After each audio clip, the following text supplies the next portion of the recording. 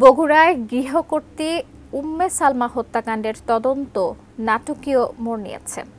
হত্যায় জড়িত সন্দেহে নিহতের ছেলে সাদ বিন আজিজকে রিমান্ডে আনার পর পুলিশ জানিয়েছে খুনি আসলে বাসার ভাড়াটিয়া মাবিয়া ও তার দুই সহযোগী। শফিকুল ইসলাম শফিকের ক্যামেরায় উত্তরাঞ্চলীয় ব্যুরো প্রধান চপল সাহা রিপোর্ট। গত 10 নভেম্বর বগুড়ায় প্রাণ হারান গৃহকর্ত্রী উম্মে সালমা।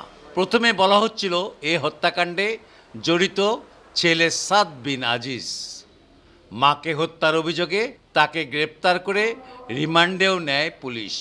রিমান্ডের দ্বিতীয় দিনেই বের হয়ে এলো নতুন তথ্য।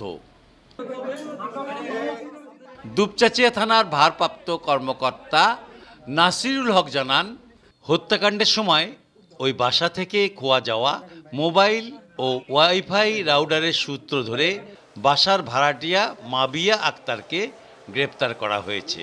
পরে তার দুই সহযোগী সুমন চন্দ্র ও মুসলিমকে গ্রেপ্তার করা হয়। স্বাস্থ্যকর অল টাইম ফ্যামিলি কেক, সব সময় অল টাইম হেলদি লাইফ। জিজ্ঞাসাবাদে মাবিয়া পুলিশকে জানান, 4 মাস আগে উম্মে সালমার ওই বাসা ভাড়া নিয়ে তিনি মাদক ও অনৈতিক কাজ চালিয়ে যাচ্ছিলেন। বিষয়টি টের পেয়ে মাবিয়া আক্তারকে বাড়ি ছেড়ে দেওয়ার জন্য বলেন তারা। তার কাছে 2 মাসের ভাড়াও পাওনা ছিল। এসব বিষয় নিয়ে মাবিয়া গৃহকর্ত্রী উম্মে সালমার উপর ক্ষুব্ধ ছিলেন।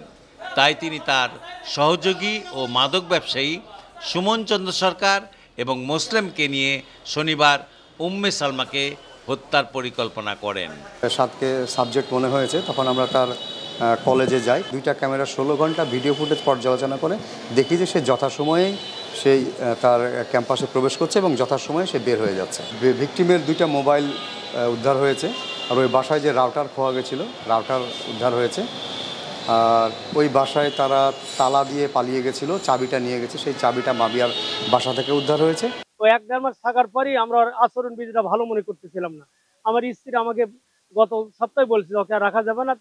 আমার স্ত্রী এবার ঝগড়াও হচ্ছে একদিন। আমার স্ত্রী বলছে আপনি চলে যান, ভাড়া দেওয়া লাগবে না। সে বলছে চপল সাহা, এটিএন নিউজ, বগুড়া।